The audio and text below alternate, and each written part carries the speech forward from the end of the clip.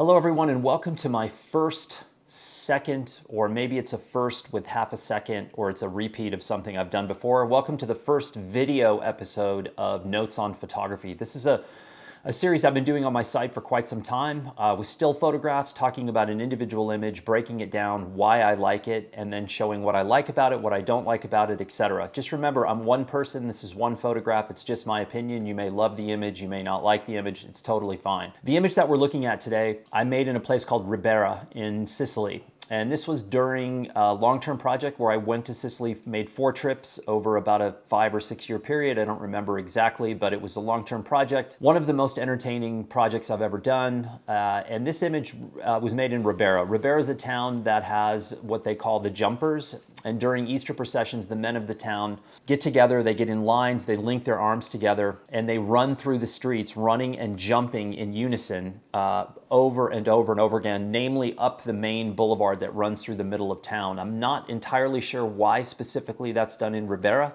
I believe it's the only town in Sicily that has this custom, and that's one of the reasons why I went there, is that each town had a unique custom during Easter that I found very interesting and appealing. I got run over right after making this image, which I'm not faulting them for. It was my fault for being in the middle of the street. As you can see, the man in the foreground came past me, and then the whole wall of men and I sort of met in the middle, and it all ended well, but it was quite a moment there where I thought for a second I might be losing my gear. I think I made this with a M6 and a 35mm lens. It probably would have been better with a 50mm lens, but let's break it down and get into it, and I'll show you what I mean. All right, so let's break down this image. What about this image do I like, and what about this image could be better, some of which is in my control and some is not. The first thing I love about this image is that it is an actual moment. This is what Cartier-Bresson referred to as the decisive moment. And you see that moment here in the look of his expression. You see that in the gesture of this guy's hands. He is literally running towards me in the street, just like this, right at me. You also have all of this peak action here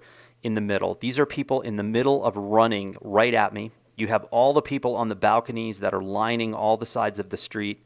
This looks like it could be 1950 with the exception of right here where you have a mobile phone, you've got a small disposable camera right here. But I love the fact that this is a moment. This is a legitimate moment that I caught. There will never ever happen again. That is something I have a great appreciation for. It's very difficult to do. The second thing I like is I've got a foreground right here with this gentleman, and I've got a nice secondary midground here with the peak action group here in the center, and I've got a little bit of a background here with this little banner and the street. And what that's doing is you've got these strong diagonal lines and elements that are forcing your view to go here right on these guys. And this is also with the crowd here on the side, sort of everything aiming at the center. I think it's a pretty nice use of a wide-angle lens. I think I shot this with a 35. It would have been better with a 50 if I had basically just cropped, potentially better in something like this with a 50. I would have, well, let me go back a little bit. I would have definitely included his hand in there. But, this is a solid frame too, just something to think about. I think a lot of times one of the things that we can do to get better is to always move forward into a photograph as opposed to backwards, or as opposed to racking your zoom back and forth, and to move closer. But this was a rapidly changing scenario. I mentioned before I got run over right after I took this, but again, my fault, not theirs.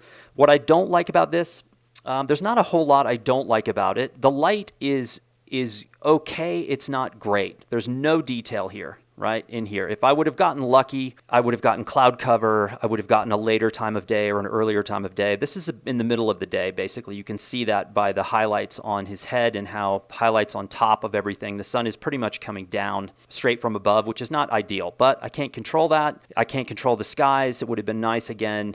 There's more detail here in the shadows if I really want to pull that out, but I've always been a contrasty, dark, grainy printing photographer, so I'm okay with that. I don't necessarily need to see shadow detail here because I want you here. That's my primary directive, is to get you to go from right here to right here. I think it works. That's why I like this photograph. It's in the final edit. I think there are 50 photographs in the final edit, and this is one of them, so I hope you enjoyed it. Thank you so much for tuning into that. This is a series that I love doing, and I have a sinking suspicion I will be doing a lot of these into the future. I might actually break out in the future and start asking you if you have images you want me to break down, because I would much rather break down someone else's images than my own. But I went to photography school. This was a big part of what we did in school, was look at individual images and analyze whether they worked or they didn't work and what we could have done better. So again, thanks for tuning in, and I'll see you next time.